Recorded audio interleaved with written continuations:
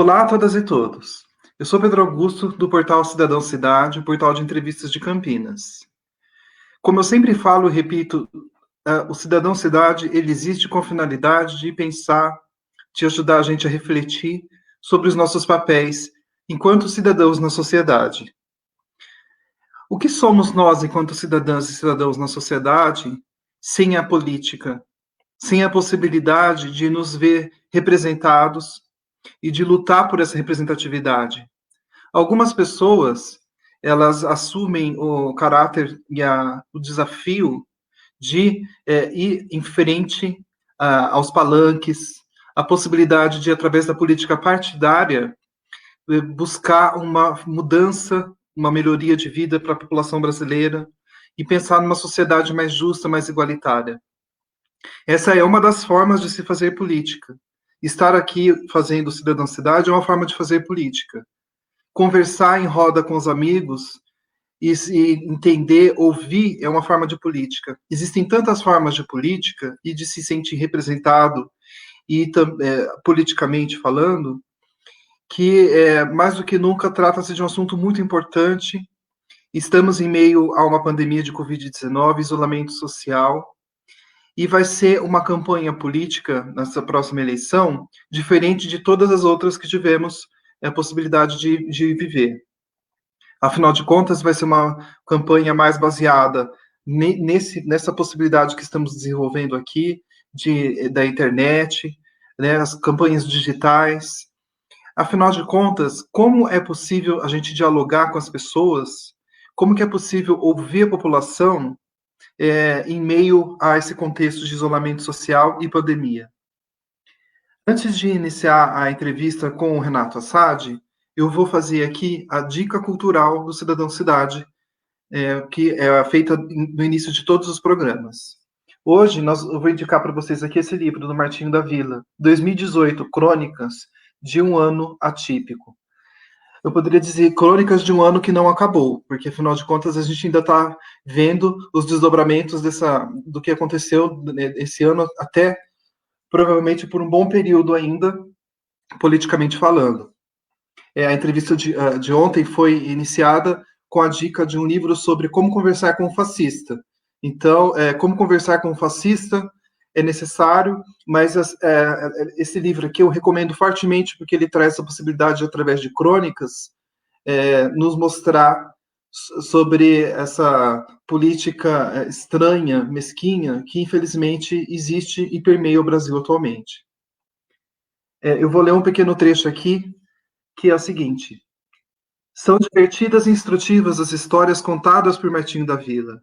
De janeiro a dezembro, vamos tomando ciência dos acontecimentos, nem sempre noticiados na grande mídia, e dos que nos passariam despercebidos, não fosse a percussiente ideia do grande Bamba, através da sua escrita semanal, no passo e compasso do seu ritmo, como escritor e intelectual, nos trazer à tona, nos revelar, interagir. O resultado saiu-se o melhor possível, com muita harmonia, com muito talento, esmerando e lapidando. Eis a carpintaria da palavra perfeita. Do verso sincopado, do partido alto da rima, nessa engenharia artesã que elabora e explora o infinito da criação artista, sem se tornar enfadonho e igualmente sem a tal pressa, pois com ele as coisas vão sempre no ritmo do devagar, devagarinho. Martinho, um artesão, por Tom Farias. Então, eu gostaria de agradecer a você, Renato Assad, por estar aqui. Não começamos a entrevista, mas eu já começo te agradecendo, porque o Cidadão Cidade, muito embora ele seja uma possibilidade alternativa de comunicação, ele não é uma possibilidade independente. Eu dependo principalmente das pessoas que generosamente, como você vem aqui, participar desse programa e concedem aquilo que é o mais importante, que é o tempo. Então, eu gostaria de agradecer a você por estar aqui. Você é o Cidadão Cidade. Você é uma das pessoas que tem colaborado para fazer esse portal, essa possibilidade continuar de pé. Eu gostaria de agradecer às pessoas que assistem, que compartilham.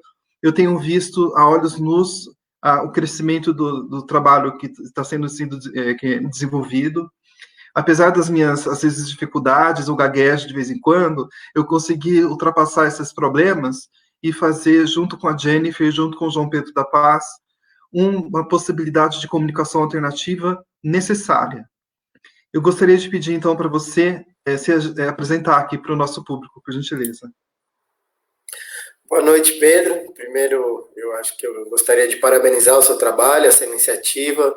Eu acho que é muito importante, é muito honesta, muito franca, muito generosa e muito necessária ao momento pelo qual nós atravessamos.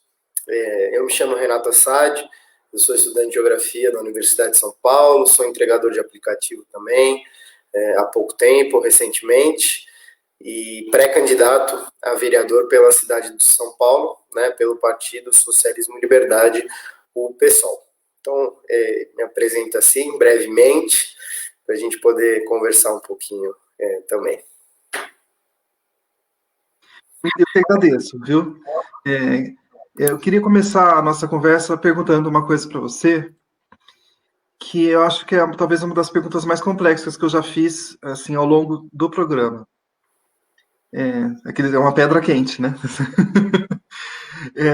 O que significa a possibilidade de ser um representante político no Brasil?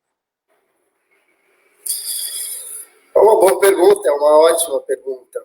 Mas eu acho que a gente tem que voltar um pouquinho antes do que significa, ou seja, de qual é a ideia de representação política no Brasil e em vários outros países, né? Eu acho que a ideia de representação política, ela está fadada ao fracasso. Isso porque não existe, eu acho que de fato, uma representação política entre o eleitor e entre aquele que se elege ou aquele que disputa o pleito, seja para vereador, para deputado, para senador ou para cargos executivos. Eu acho que a representatividade, a ideia de representatividade, ela é uma ideia que não pode haver um hiato, ela é uma ideia que deve ser construída à base da organicidade, né? À base da relação direta com a classe, da relação direta, não uma relação pessoal, mas uma relação política, de identificação, de escolha, de vida a partir de uma classe, né? Aquilo que você vai defender. Então, eu acho que a representação política, o significado de representação política a partir desse sistema, a partir dos regimes democráticos de direito, né, ou seja, dos regimes democráticos que são burgueses, que têm uma representação, ou dizem representar o povo, é uma grande mentira, e é uma mentira que, inclusive, traz problemas muito grandes hoje para a sociedade, que trazem problemas extremamente complexos para nós que somos candidatos, para nós que construímos, né, cotidianamente a luta em defesa dos explorados e dos oprimidos, em defesa da classe trabalhadora, porque há um sentimento, esse sentimento de que não há uma representação política, de aqueles, né, que habitam, daqueles que se elegem, não nos representam, apesar, muitas vezes, inclusive, de ter o nosso voto. O sentimento de representação, ele é muito censurado, assim, ele é censurado, ele é ofuscado, ele é esmagado por toda essa sobreposição do que é uma construção orgânica, do que é uma construção verdadeira, transparente, e daquele que faz uma escolha, daquele que faz uma escolha de classe, daquele que faz uma escolha de vida, daquele que faz uma escolha de luta. Então, esse é um problema que ele é muito complexo e ele deve ser muito bem trabalhado.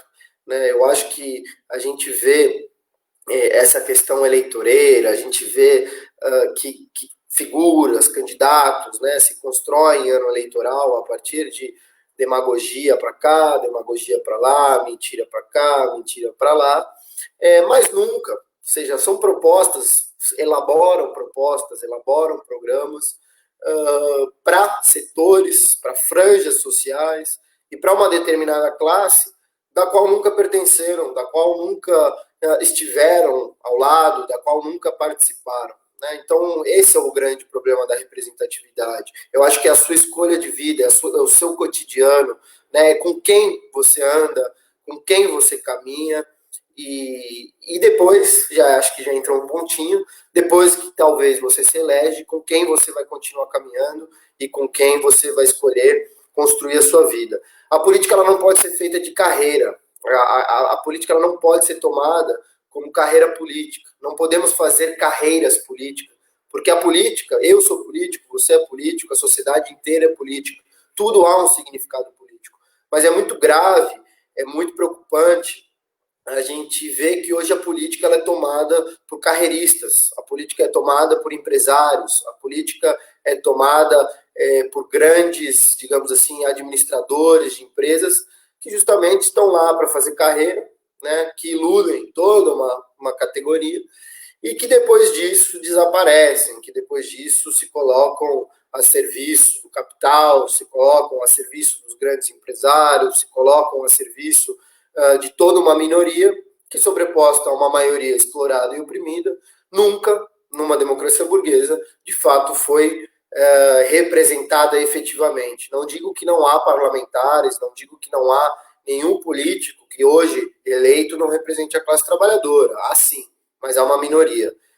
E é justamente isso que nós temos que transformar.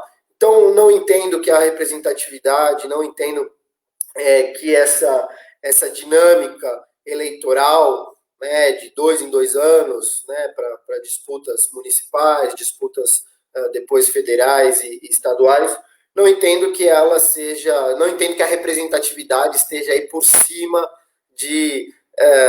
desse processo. Ela é uma das que está mais lá embaixo e ela é uma que é um dos eixos que tem que ser trabalhado, porque ou seja, porque a gente não pode separar o que são as instâncias políticas, por mais que eu não defenda as instâncias, eu não defendo o parlamento, eu não defendo o Senado, mas são ferramentas de transição extremamente importantes para que, de fato, a classe trabalhadora exerça o seu protagonismo e o seu papel político. Né? Então, a representatividade é algo muito complexo, é algo que pouco se discute e é algo extremamente deturpado pelo, digamos assim, pelo aquilo que a gente vê hoje da democracia burguesa e dos frangalhos, né, de um Estado que realmente se diz representante de uma sociedade heterogênea, de uma sociedade extremamente complexa e plural.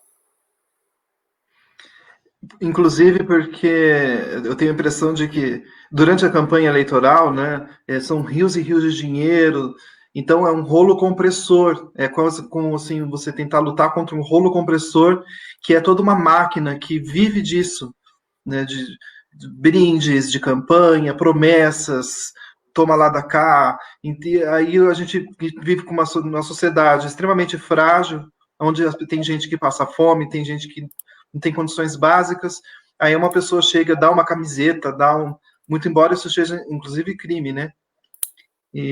Então, infelizmente, o voto, ele acaba valendo uma cesta básica, muitas vezes, encher de gasolina do carro, né? Então, existe isso, né? Como parte desse processo antidemocrático, né? Total. Eu acho que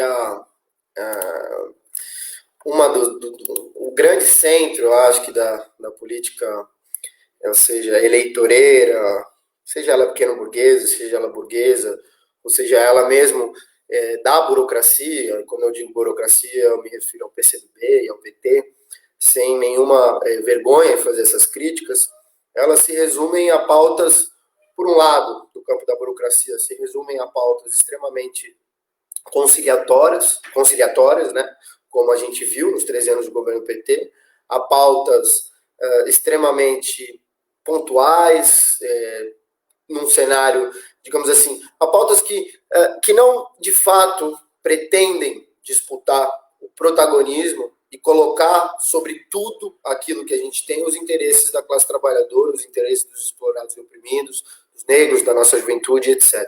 São pautas sempre colocadas até a metade, até a segunda página, e numa construção extremamente enrijecida, numa construção extremamente inorgânica, numa construção feita a partir de aparatos, né, numa construção feita a partir, enfim, de toda uma sobreposição da classe.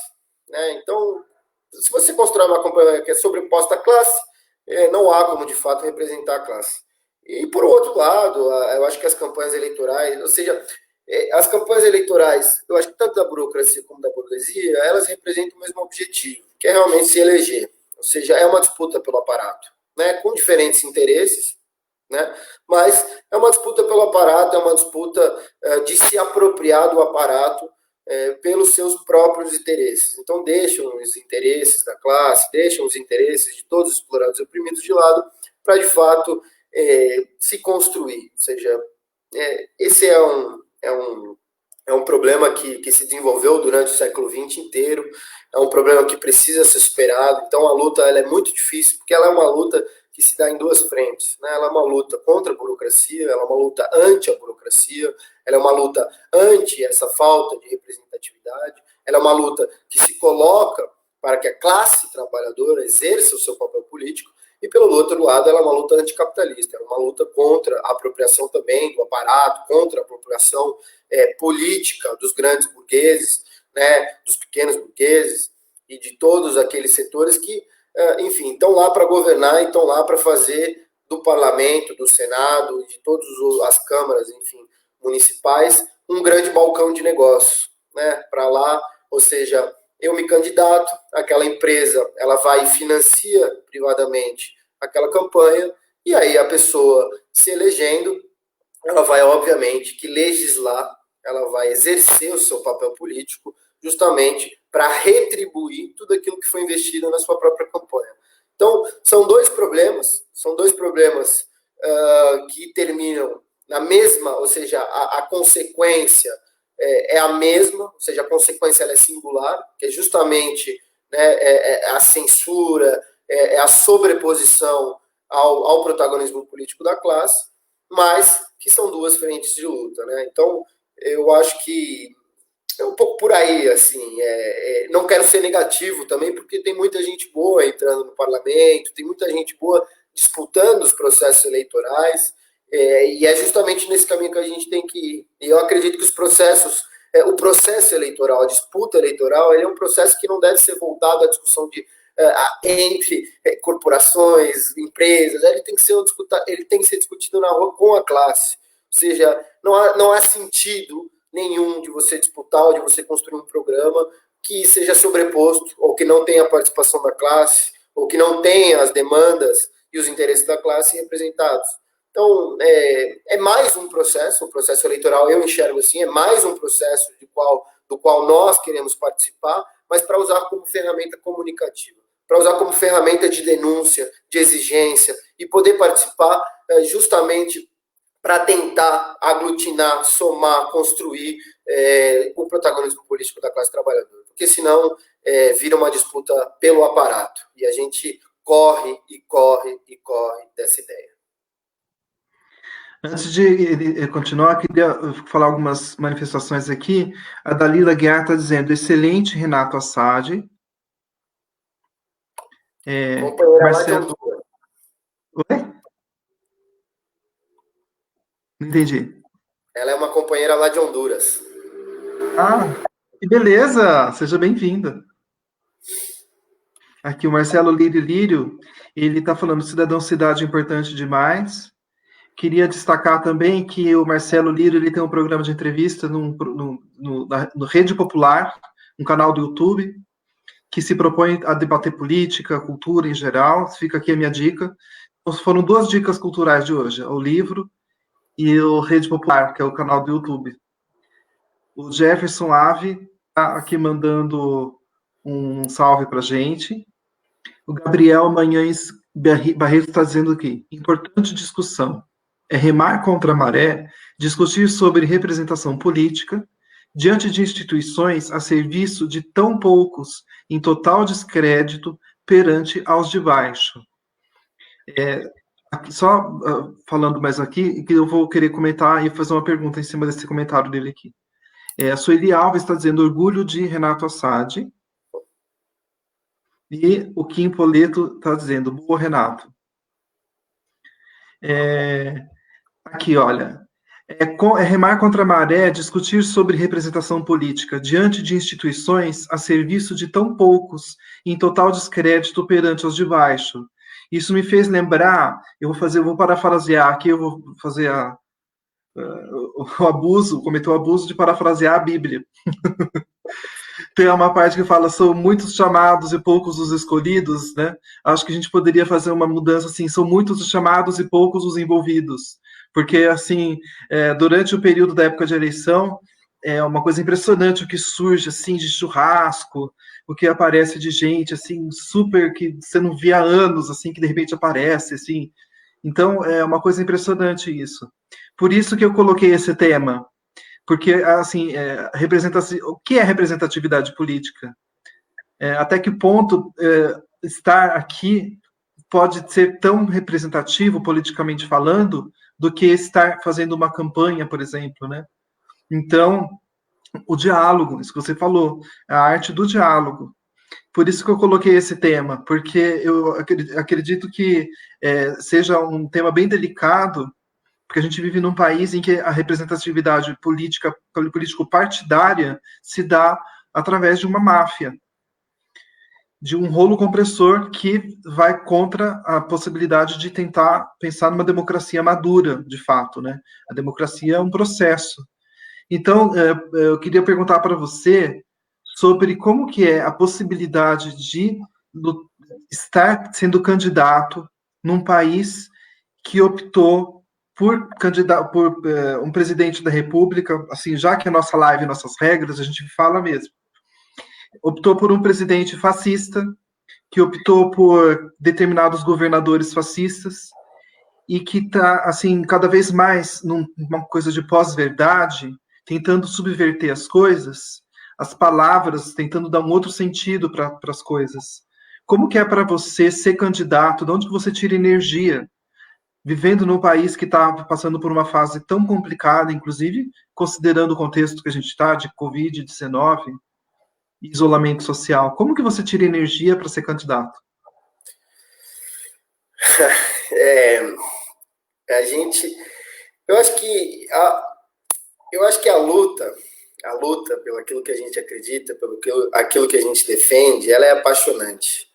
Ela é uma via de mão única. Você, a partir do momento que eu acho que você entende, enfim, eu acho que toda a construção histórica e social das injustiças, das opressões, enfim, das explorações, dos massacres, dos assassinatos, enfim, uma série de dinâmicas que constroem a sociedade até hoje, pelo menos eu, né, eu acho que eu me coloco num sentimento que me coloca, que eu tenho uma responsabilidade, né, uma responsabilidade de construir uma sociedade a qual eu acredito, uma sociedade extremamente oposta, né, antagônica a esse modelo de sociedade desigual, exploratória, como eu disse. Então, eu acho que tirar energia é o de menos. A gente está na rua todo dia, a gente tem energia, os mais, os menos, mas a gente tem energia porque eu acho que é isso, ela se sedimenta e ela é uma chama que nunca apaga, por mais que ela oscile, por mais que ela tenha, digamos assim, momentos mais intensos, momentos menos intensos, que eu acho que está diretamente relacionado às determinadas conjunturas, aos determinados momentos. Eu acho que essa chama ela nunca se apaga. Mas eu acho que nessa conjuntura eu tenho muito mais energia. Apesar de ser uma conjuntura difícil, apesar de ser uma conjuntura defensiva, apesar de a gente passar por um momento extremamente delicado, por uma pandemia que revela contradições que estavam veladas, que estavam esquecidas, que estavam, digamos assim, já naturalizadas na sociedade, no modelo de sociedade atual, principalmente no grande centro urbano aqui de São Paulo. Eu acho que tudo isso que vem à tona me serve como mais gasolina, ou seja, nos coloca mais gasolina, ou seja, é preciso impor, é preciso construir, de fato, uma sociedade que seja antagônica a essa. Então, nesses momentos de contradições, nesses momentos mais difíceis, são momentos como esse que aparecem ou que se constroem cenários de mais possibilidades. Pode ser contraditório, mas não é. São nesses momentos que de fato a gente disputa consciência, que de fato a gente constrói consciência, que de fato coletivamente a gente atua pela base. Então, Eu acho que, por um lado, é esse. Eu acho que muita energia, assim, será um imenso prazer de ver Bolsonaro caindo e derrotar Bolsonaro, e derrubar Bolsonaro, e derrubar Mourão, né, e convocar eleições gerais já. Eu acho que a gente tem possibilidade para isso. Eu acho que a gente deve seguir apostando nisso, por mais que muitos partidos de esquerda, inclusive o meu, muitas vezes vão na contramão dessa construção, vão na contramão da construção cotidiana, permanente, pela base, disputando setores importantes da classe trabalhadora, ou seja, importantes não, essenciais da classe trabalhadora, que só com ela a gente vai poder colocar isso, mas a gente vai fazendo o nosso trabalho de formiguinha, a gente vai construindo dia a dia, pouco a pouco, e a gente vai enchendo o nosso tanque de gasolina, digamos assim, enfim, acho que o cotidiano, a vida na rua, a luta, porque não há outro, eu acho que não há outro sentido da minha vida que não seja esse, que não seja a luta, né? Dizia o samba enredo da Mangueira ano passado, vencedor em homenagem a Marielle, que é na luta que a gente se encontra, e aqueles que ainda não se encontraram, eu acho que a única coisa que falta é a luta. Né? Uma vez que você encontra a luta, dela você não vai sair, e dela você vai fazer o seu principal mecanismo, a sua principal ferramenta de sentido nessa vida tão difícil, contraditória, mas extremamente rica em possibilidades e transformação. Puxa, faço agora das palavras de Kim Poleto as minhas. Boa, Renata. Aqui, olha, o Adri Andraia tá mandando uma boa noite pra gente. Boa noite para você também. É uma ótima noite para falar de política, sempre. Aqui, Sueli Alves, a luta de classes não para. E ela disse confiança na luta e na classe. Como você analisa a participação da juventude que elegeu governantes fascistas? Olha, eu acho que é uma pergunta que a gente tem que responder, né? Que tipo de juventude? Eu acho que é um erro comum também dizer, por exemplo, e eu acho que na verdade a gente tem que tentar entender esses processos, né, para poder justamente intervir nesses processos. Mas eu acho que é importante principalmente entender por que o trabalhador, o periférico, o favelado, o pobre votou no Bolsonaro. Né? Será que ele é fascista? Será que ele é de fato um militante do fascismo? Não, ele não é. Eu acho que isso tem a ver com aquilo que nos precede, com aquilo que anteriormente foi construído. Eu acho que tem a ver com aquilo que a gente estava dizendo, né? Com o sentimento contrário à política, né? A demonização à política. Entendendo de que a política, por um lado, eu acho que é um sentimento legítimo, correto, de que a política não representa esses setores, e de fato não representa.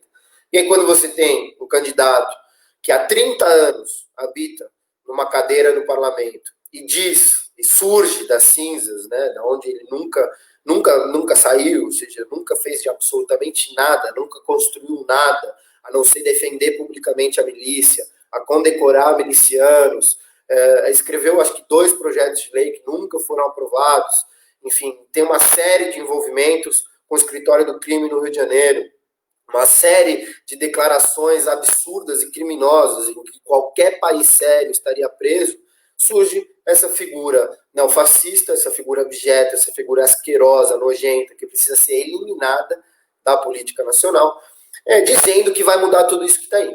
Né? E aí eu sou contra, digamos assim, toda essa lógica, eu sou contra essa dinâmica, o PT afundou o país, etc, etc, etc, etc. Beleza. Só que nisso, eu acho que esse tipo de discurso, ele cai como uma luva por uma situação, primeiro, de crise econômica aguda, e segundo, por uma falta, ou seja, por um sentimento de não representação política. E o PT, nos seus 13 anos, é extremamente responsável pela eleição de Jair Bolsonaro.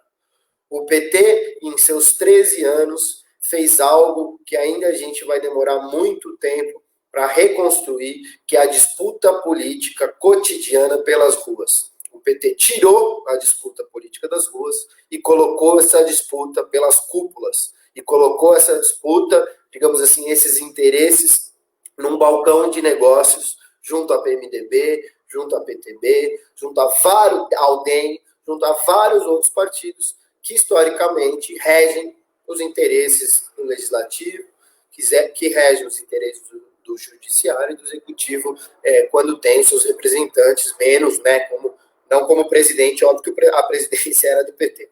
Então, eu acho que aprender do passado, né, entender o passado, fazer um balanço político do passado, do que significou isso, justamente para entender qual é o nível de consciência hoje das massas.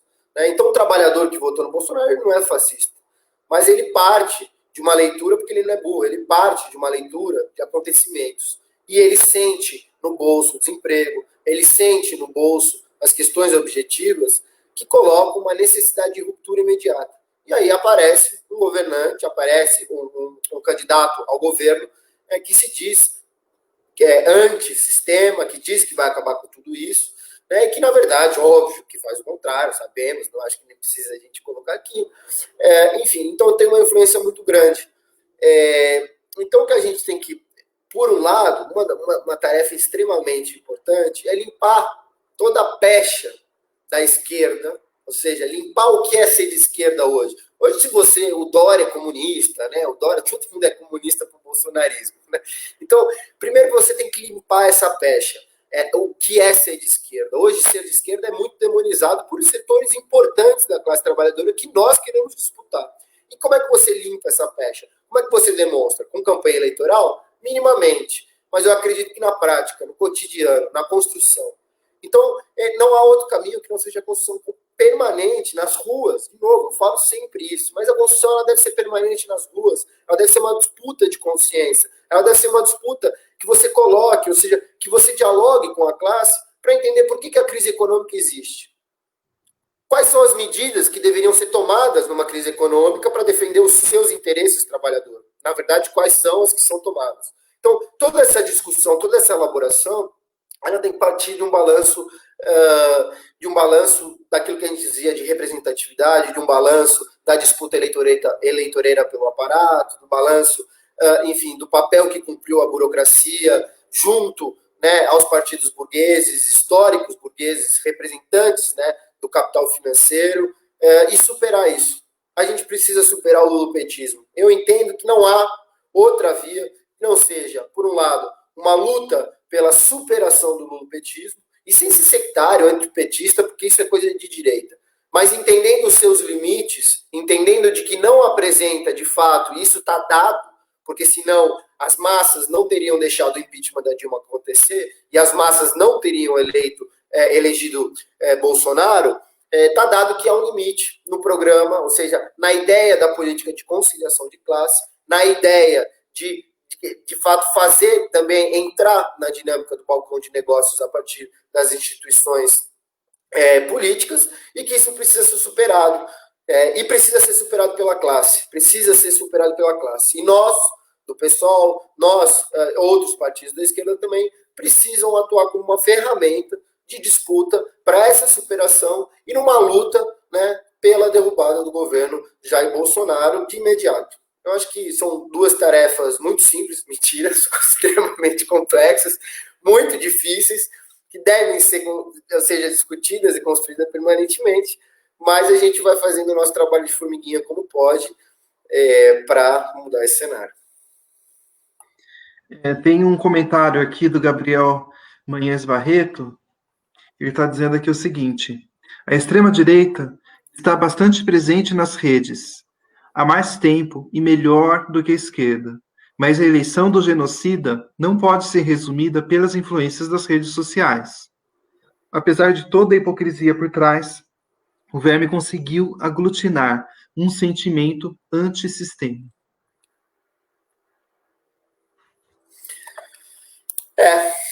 Eu acho que é um pouco daquilo que eu dizia.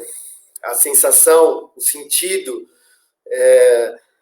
e a própria experiência da classe, que eu acho que cristaliza esse sentimento antissistema e antipolítica, é justamente um balanço daquilo que nos precede, daquilo que foi construído anteriormente. Né?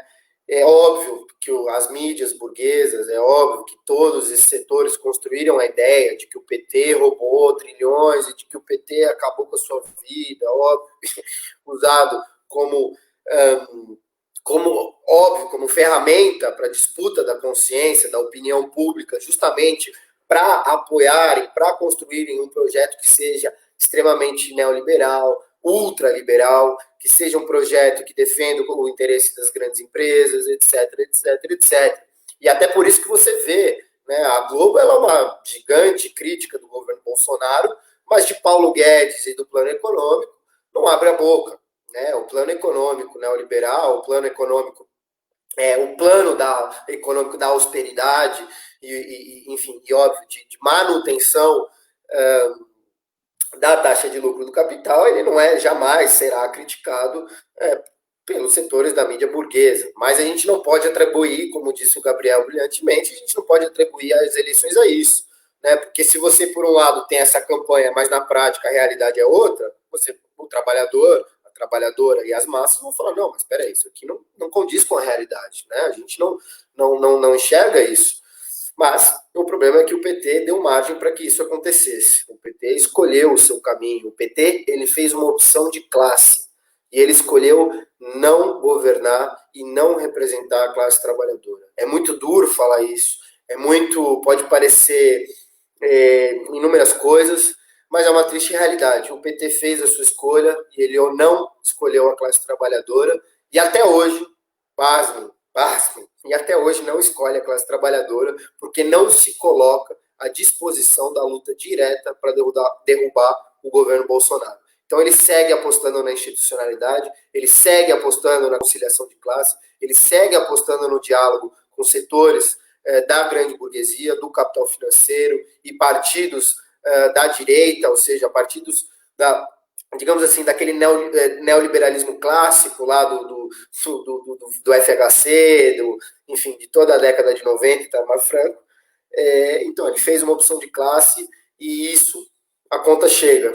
E a conta chega não só para eles que perderam o seu protagonismo político, mas para todos os setores dos explorados e oprimidos.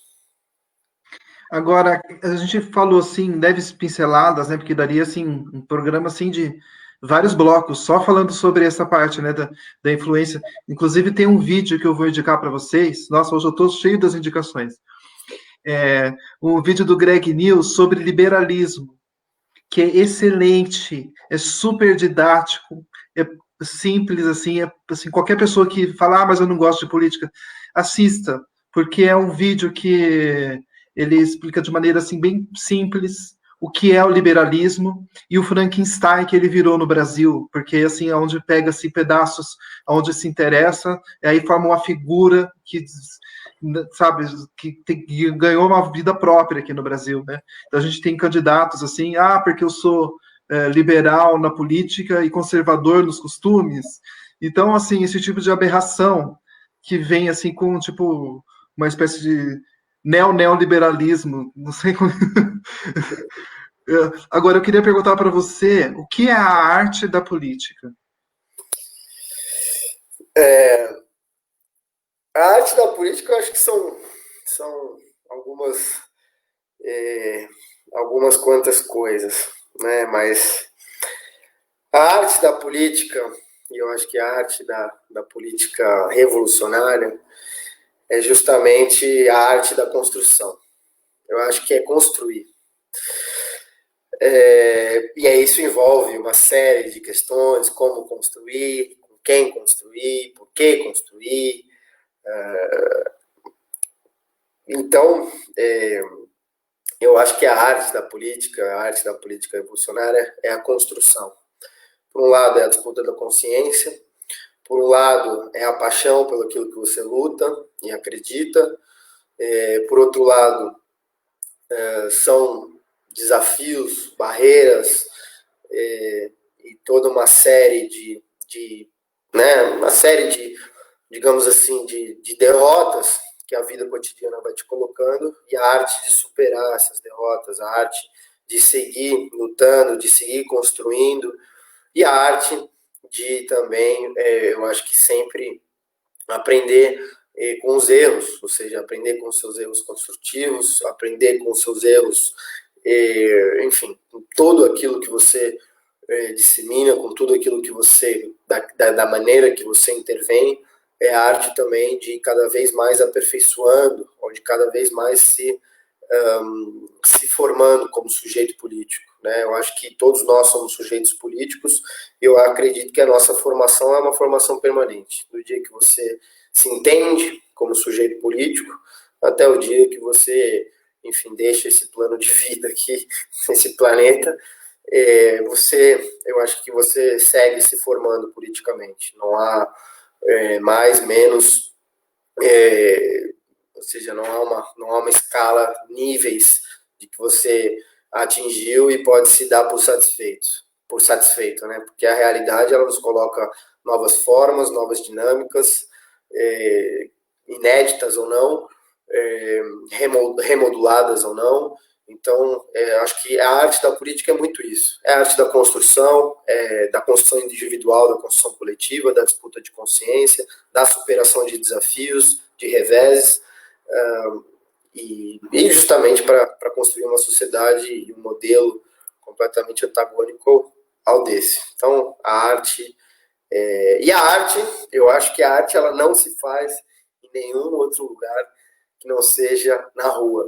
A arte ela se faz na rua, ela não... Eu acho que a gente pode fazer uma comparação de que a política institucional é aquele quadro que está lá no museu.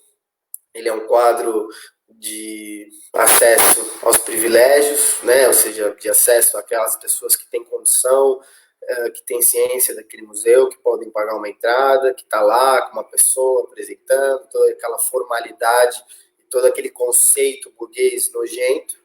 E a rua é de todo mundo, a rua, na verdade, é do povo, é da classe, a rua é daqueles que circulam cotidianamente para irem aos seus locais de trabalho, mas é nessa mesma rua que se faz a arte. Não acho que não há nenhum outro habitat, digamos assim, para que a arte seja, enfim, para que a arte se desenvolva, se materialize, se cristalize e seja realmente revelada à sociedade como um todo.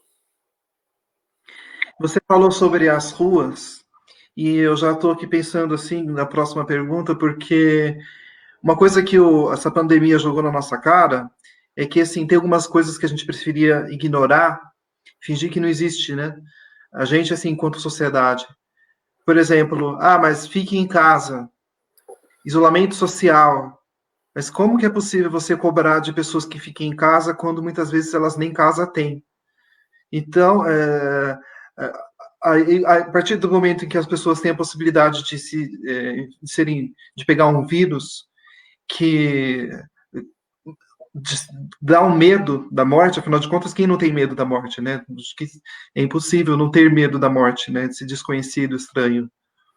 Só que a partir do momento em que um vírus tem a possibilidade de alcançar indivíduos de uma classe mais abastada, aí é que parece que começou a haver um movimento de pensar que todas as pessoas deveriam ter acesso a todos os serviços de maneira universal. Então, eu pergunto para você sobre... mas isso, infelizmente, de uma maneira passageira, porque eu, assim, eu sei que eu sou entrevistador, mas vou falar um pequeno desabafo. Eu acho que daqui a um tempo a gente vai se lembrar como o período da pandemia, como a fase que passou, e eu acho que os velhos vícios continuarão, sabe? Não tenho grandes esperanças de que vai renascer uma sociedade maravilhosa e que sabe da alteridade, enfim, não tenho essa crença. Mas aí eu queria perguntar para você o seguinte: como que é possível, o que você pensa sobre a população em situação de rua em uma grande cidade, uma megalópole como São Paulo? Eu não tenho aqui os dados, mas eu não sei dizer quantos moradores de rua, né? Que na verdade não se fala mais moradores de rua, são moradores de situação de rua. E então, queria perguntar para você quais são os planos, os projetos para universalizar os serviços para essa população. Vamos lá. Eu acho que, primeiro, a situação das pessoas que hoje não têm um teto, não têm um lar, não têm uma casa, ou seja, as pessoas em situação de rua, ela é extremamente complexa e heterogênea, né? Não há, eu acho que não há uma causalidade que seja a resposta para todos aqueles que estão na rua, né? Então, as pessoas em situação de rua não partem da mesma história, não partem da mesma condição, não partem de uma causa, né, comum.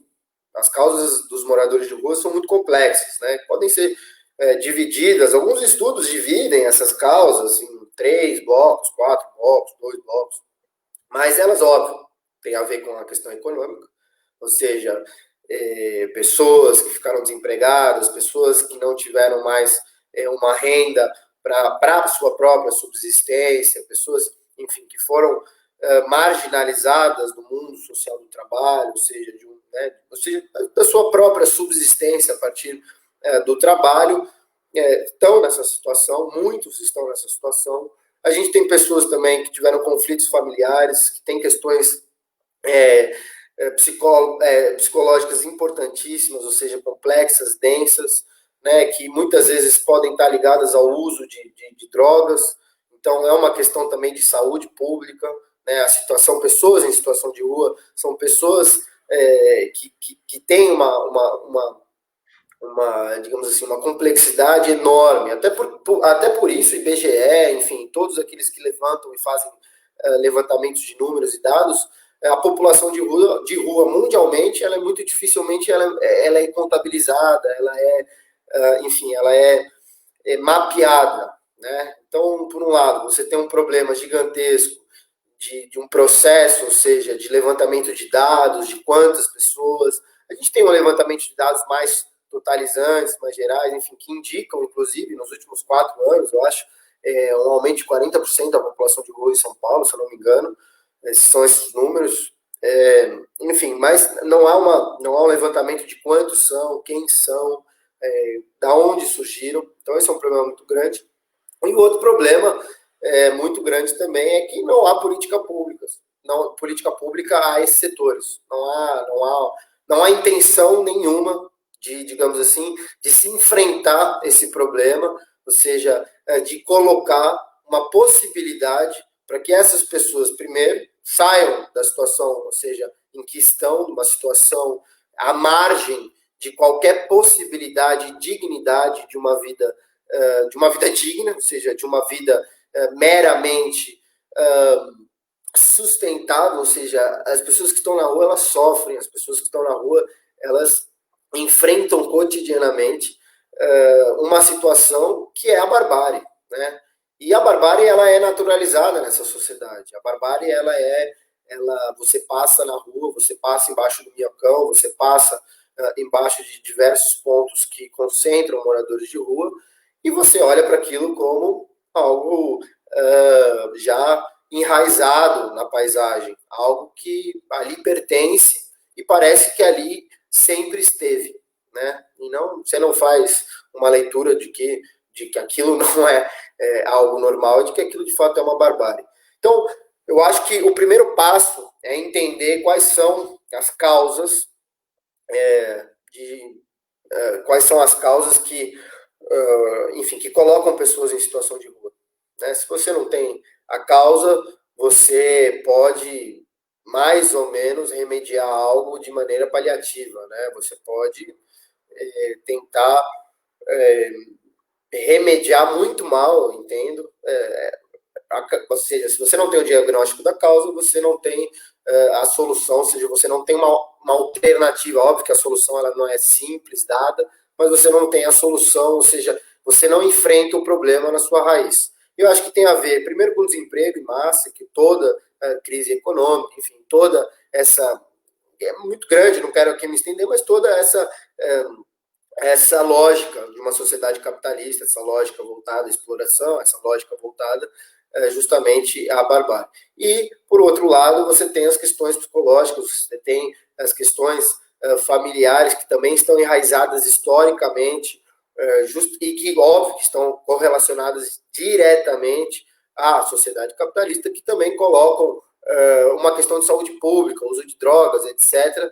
Então, acho que, por um lado, tem que se discutir a legalização das drogas, ou seja, a legalização de todas as drogas, né? E eu defendo a legalização de todas as drogas, isso porque, para você poder tratar aqueles que são dependentes químicos, você tem que ter a substância, você tem que ter, justamente, eu entendo que você tem que produzir algo para você poder fazer, por exemplo, um desmame daquele tipo de substância que quimicamente alguém é dependente. Aí tem muita gente que vai falar, nossa, mas então você defende que a sociedade inteira ela seja entorpecida. Não, pelo contrário, você quer justamente apresentar um caminho à sobriedade aquelas pessoas que são dependentes químicas. E para isso, você precisa fazer um tratamento médico e um tratamento químico, porque a droga ela te coloca uma dependência química. Então, a saúde pública, a questão de saúde pública, a questão da legalização das drogas, elas são extremamente importantes sobre a questão dos moradores de rua. E óbvio que aí a gente vai ter que ter todo um plano de ressocialização daquelas pessoas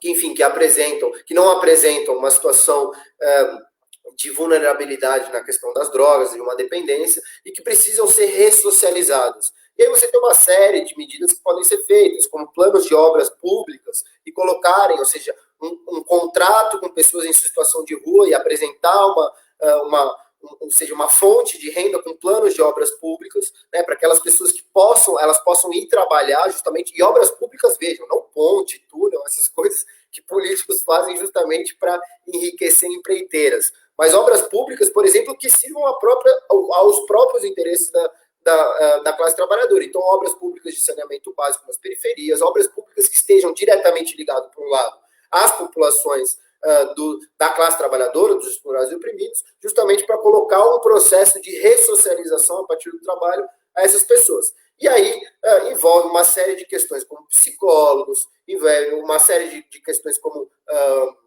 profissionais da área da saúde, profissionais também, ou seja, pessoas que possam oferecer cursos profissionalizantes a pessoas em situações de rua também. Então, essa é uma ideia muito interessante de você apresentar cursos técnicos às pessoas que estão em situação de rua. Eu acho que seria muito demagogo e muito simplista e reducionista chegar aqui e apresentar um plano perfeito a essas pessoas que são historicamente marginalizadas, que estão esquecidas e que apresentam, são um dos grandes centros aí da sociedade construída a partir da barbárie, mas é uma discussão que ela tem que ser feita, é uma discussão muito séria, é uma discussão que tem que ser levada muito a sério, para justamente enfrentar o problema, partindo, óbvio, das causas, né? Ou seja, que são heterogêneas, no meu entendimento. Eu gostaria de aproveitar aqui para fazer o seguinte comentário, do Antônio Soller. 6 milhões sem teto e 7 milhões de imóveis ociosos em São Paulo.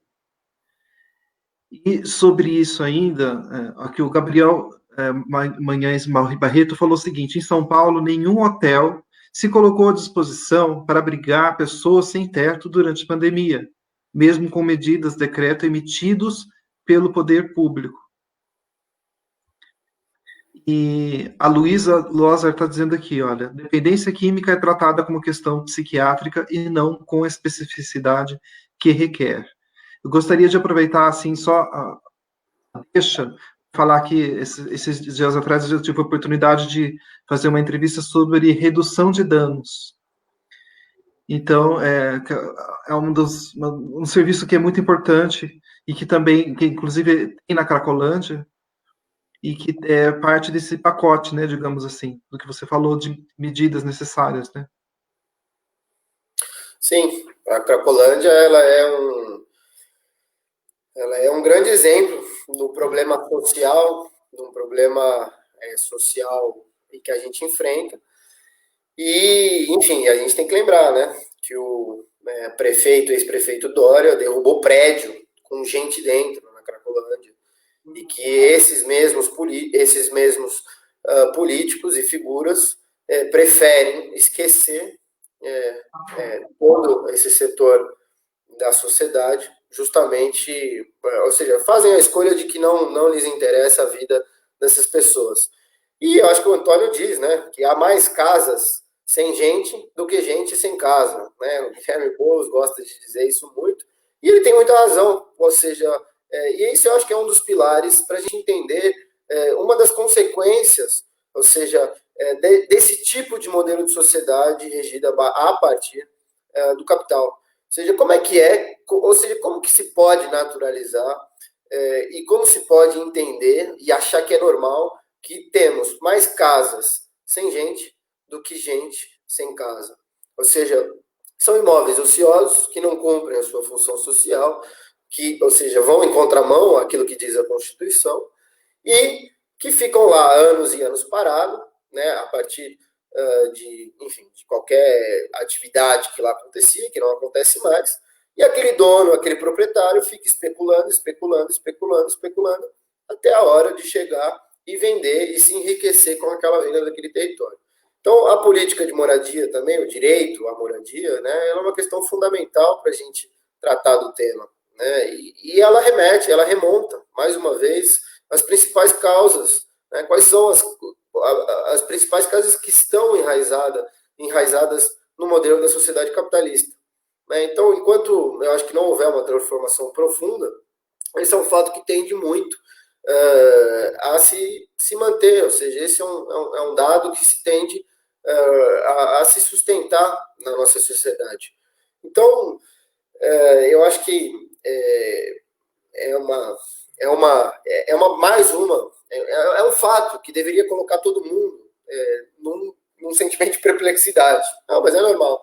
E aí, quando diz que se faz uma ocupação, ou quando você entra e constrói uma ocupação, já tive o privilégio de ir em várias ocupações aqui em São Paulo, ou seja, aquela pessoa está sendo invasora, aquela pessoa não deveria estar ali, porque aquilo é uma propriedade privada, etc, etc. Toda uma baboseira, né? Que significa defendamos justamente o interesse do capital sobreposto ao direito à vida, ao direito a uma moradia, ao direito a uma dignidade. Né? Então, a questão da moradia é fundamental. Também, para se entender as causas, né? Como eu havia dito. E acho que eu esqueci o nome da companheira que falou, ou seja, o uso da droga da dependência química, ela é tratada como questão psiquiátrica, né? Não é tratada com a especificidade que se requer. Exatamente, ou seja, essa medicina também, e aí eu não vou entrar, mas a medicina convencional ela se mostrou falha justamente em tratar os dependentes químicos, a psiquiatria, etc. Não resolveram o problema, e nem vão resolver o problema. Né? É um tema, acho que, extremamente complexo, que deve ser levado a sério, como eu disse, para a gente justamente avançar. E veja, eu acho que há uma necessidade também de se formular cada vez mais estudos e pesquisas em conjunto com as pessoas em situação de rua, né? Porque partir do entendimento, ou seja, partir de revelar, da tentativa de entender e de assimilar quais são as principais causas justamente que colocam essas pessoas na rua, é fundamental justamente para que elas possam ser ressocializadas, para que essas causas possam ser superadas e, enfim, e plantar aí uma alternativa concreta, possível, real, para esse grande problema que a gente tem. Eu queria perguntar para você o que você se propõe enquanto vereador? Quais são as suas propostas assim, enquanto vereador? Eu acho que a gente ainda está num processo de elaboração programática, né? Ou seja, e aí eu vou dizer, o que é um programa? Um programa ele parte de uma interpretação da realidade, ele confronta direto ali com uma realidade, e a partir dali você, mais objetivamente, vai propor algumas medidas, obviamente, que mais direcionadas a determinados setores. Né? A gente não consegue representar tudo nem todos, sabe? Por isso que justamente é importante que a gente tenha cada vez mais candidaturas radicalizadas, verdadeiramente socialistas, e com programas independentes. Mas eu acho que o foco da nossa candidatura, que apesar de ser uma candidatura com meu nome, é uma candidatura coletiva, é uma candidatura construída por uma juventude radicalizada, por uma juventude socialista e por uma juventude que entende quais são as necessidades e quais são, eu acho que, os eixos principais que a gente deve construir hoje. A gente entende que um programa ou seja, apresentar um programa de vereador, ele não pode ser limitado justamente aquilo que única e exclusivamente o vereador faz, né? Então eu vou apresentar propostas só daquilo que eu, como vereador, vou poder fazer. Não. A gente acha que tem que apresentar um programa global, obviamente, que é direcionado para a cidade, mas partir de uma totalização. Porque São Paulo, o Estado, o município, enfim, todos os seus recortes espaciais, ou seja, todas as instâncias políticas, elas têm como totalização as mesmas causas e as mesmas consequências. Né? Então a gente entende que é muito importante a gente construir um programa que totalize o cenário conjuntural, que totalize o cenário político-econômico, que totalize o cenário social, que totalize o cenário sanitário agora na pandemia, justamente para a gente colocar objetivamente propostas para, digamos assim, um vereador possivelmente eleito. Mas eu acho que a nossa candidatura ela vai rodar muito no centro da juventude e agora da questão dos entregadores. Né? A gente entende que os entregadores, né, eles revelam um fenômeno extremamente complexo e importante de uma reorganização do sistema capitalista, ou seja, de um novo método de exploração e diluição da força social de trabalho, né, parece que coloca dinâmicas que a gente já havia superado lá no século XX, que volta a colocar esses tipos de dinâmica com aquele discurso patético, mentiroso e criminoso da meritocracia, da autonomia, do trabalho autônomo e etc. Então, acho que a gente vai focar muito na nossa campanha e no nosso programa sobre a questão dos entregadores, ou seja, como resolver essa questão, como resolver impasses e essa ideia de autonomia, mas que, na verdade, escraviza o trabalhador. E sobre a juventude, que envolve principalmente a educação, a repressão policial, o encarceramento em massa, a legalização das drogas e o acesso à cultura.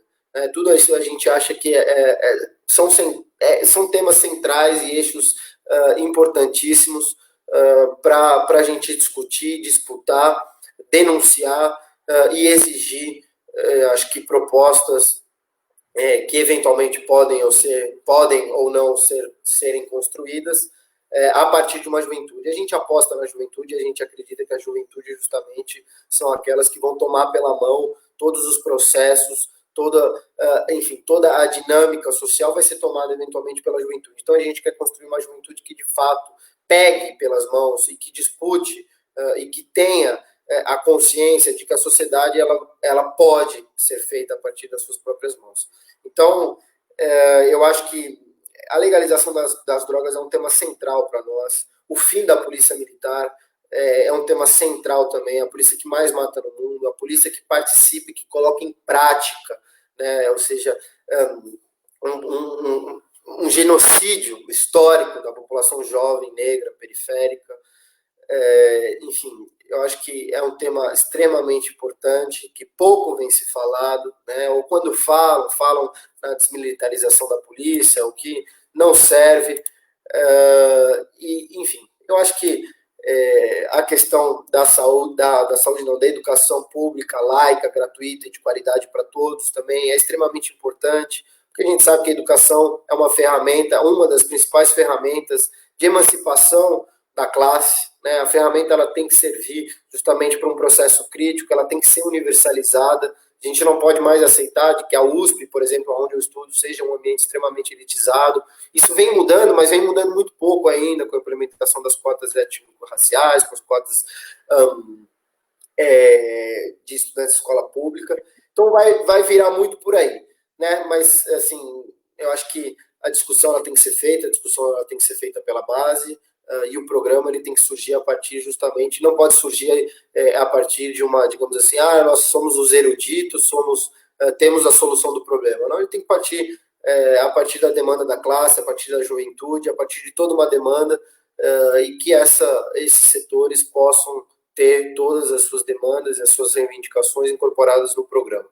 Então, não temos programa fechado, não temos propostas fechadas e vamos seguir construindo o programa na rua, e depois passando para a tela do computador para poder publicizar. Mas acho que é isso.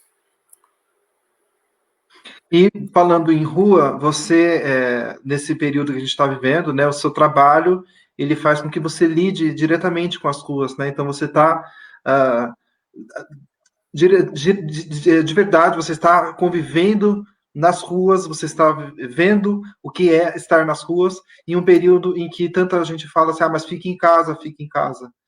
E, de fato, é uma classe de trabalhadores que não é valorizada da maneira como deveria. Inclusive, nossa, hoje eu estou extrapolando nas dicas, mas eu vou ter que dar mais uma. Tem um canal que se chama Meteoro, e um vídeo deles que trata desse tema, dos entregadores, sobre a questão do pagamento, que não é justo, sem falar em casos assim absurdos de exploração, como, por exemplo, o entregador ter que pagar pelo próprio dispenser ali onde ele vai fazer as entregas, ele tem que pagar pela jaqueta que ele utiliza. Então, é uma exploração de fato. Agora, eu queria aproveitar e para fazer uma pergunta para você, que infelizmente vai ser a última, porque a parte triste do programa é que ele acaba, né? Mas eu queria perguntar para você o seguinte: com esse contexto de pandemia do Covid-19, isolamento social, como que isso influencia o seu olhar enquanto militante político? Por exemplo, você citou várias vezes sobre a importância da rua, mas a gente está vivendo num período em que estar na rua pode ser considerado como um ato perigoso, né?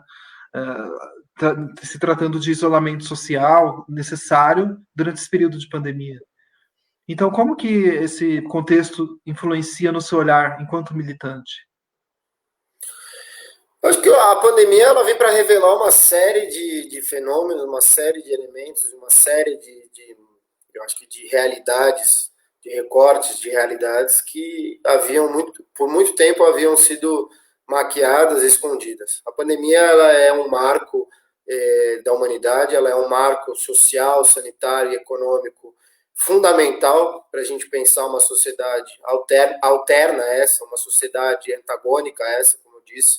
Então, ela é reveladora, ela é muito reveladora, e ela traz contradições profundas, e ela nos diz, ela quase que nos escreve, olha, o modelo de sociedade capitalista nos trouxe a pandemia, nos trouxe os moradores de rua, nos trouxe aqueles que não podem fazer o isolamento social, nos trouxe o desemprego, nos trouxe uma crise econômica que não se termina de resolver, e não por causa da pandemia.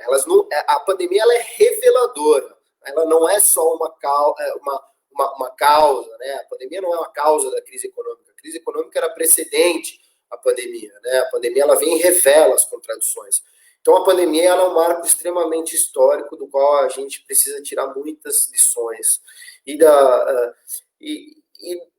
um cenário de que, ou seja, temos que fazer uma escolha. Seguiremos numa construção de uma sociedade como essa, numa sociedade em que coloca uma pandemia internacional, né, que coloca uma pandemia em que ceifa as vidas, e não é nem um pouco democrática, como muitas pessoas gostam de falar, de que a pandemia pega rico, pobre. Não, não. A pandemia mata muito mais pobre, mata muito mais favelado, mata muito mais todos aqueles setores que são marginalizados, todos aqueles setores que estão diretamente relacionados à classe trabalhadora, que são os oprimidos, que são os explorados. Então, a pandemia ela é uma revelação de todos esses tipos de contradição. Na favela não existe isolamento social, na comunidade não existe isolamento social. O isolamento social hoje, óbvio, por esses setores não terem possibilidade de se isolar socialmente, não terem um auxílio adequado, não terem uma renda adequada, precisam se expor.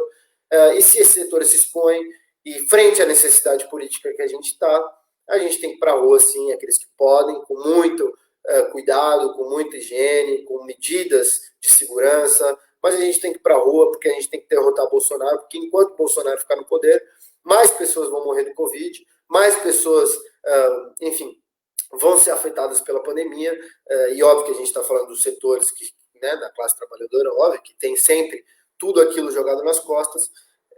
Então, eu acho que a disputa ela deve continuar pelas ruas, com máscara, com luva, com distanciamento social, mas me preocupa muito esse giro de setores importantes da luta, que fazem um giro totalmente para o processo eleitoral e esquecem das ruas, que é por onde, que historicamente nos mostra que a rua é o único caminho que a gente pode construir, de fato, um modelo de sociedade alternativa, uma proposta efetiva e concreta, a disputa da consciência, enfim, toda a construção política, socialista, classista, junto aos trabalhadores, só pode acontecer na rua, e mesmo em pandemia a gente tem que se adaptar, e eu acho que esse é o caminho. Enfim, sem nenhuma maluquice, sem nenhum super-herói, sem nada disso, com muita consciência, muito cuidado, mas tem que ir pra rua, não tem jeito, é por aí. Olha, eu nem sei como agradecer você, porque você, de uma maneira simples, assim, você desmistificou uma série de pontos, e eu acho muito importante isso. É para isso que surge o Cidadão Cidade com essa ideia, com esse ideal. Você é o Cidadão Cidade, você é a pessoa que eu sou assim uma pessoa que está aqui só fazendo as perguntas, mas eu poderia deixar aqui as perguntas com você e deixar você só respondendo aqui.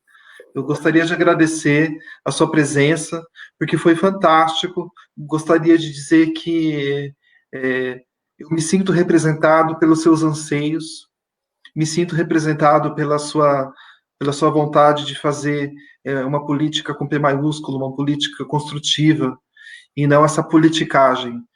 Então, gostaria de agradecer aqui a Luísa Lozer, Gabriel Manhães Barreto, Ricardo Yogen Nunes, gostaria de agradecer a Sueli Alves, ao Kim Poleto, ao Jefferson Ave, ao Marcelo Lírio, a Dalília Aguilar. Gostaria de agradecer a você, principalmente por estar aqui hoje, e agradecer às pessoas que estão ajudando aqui o Cidadão Cidade. A gente precisa de ajuda para pensar os nossos papéis enquanto cidadãos na sociedade. Esse é um mantra que eu repito, e eu repito não é à toa, né? Porque afinal de contas é isso que a gente precisa mesmo. Eleição, ela é uma época específica da política, mas ela não é a totalidade da política. Ela é um processo, parte de um processo. Então, estar aqui hoje conversando com você é parte desse que compõe esse processo de pensar num país melhor, sabe? Então, muito obrigado por nos dar essa esperança, por nos fazer sem cortinas. Você não falou meias palavras, você falou as verdades, falou que não vai ser fácil, mas que é possível enquanto a gente tiver força e gana de ocupar os nossos espaços, as ruas. É Muito isso. obrigado. Muito obrigado a você pelo convite, parabenizar o trabalho, a iniciativa, que eu acho que é muito importante, é fundamental, parabenizar mesmo o trabalho. E quem sabe um dia a gente não se encontra na rua, ao vivo, em cores, e Sim, possa aí dar um abraço, conversar um pouco e construir a luta na rua. Obrigado, obrigado mesmo. combinado. Beleza, Gente, até a próxima. um abraço. E aí?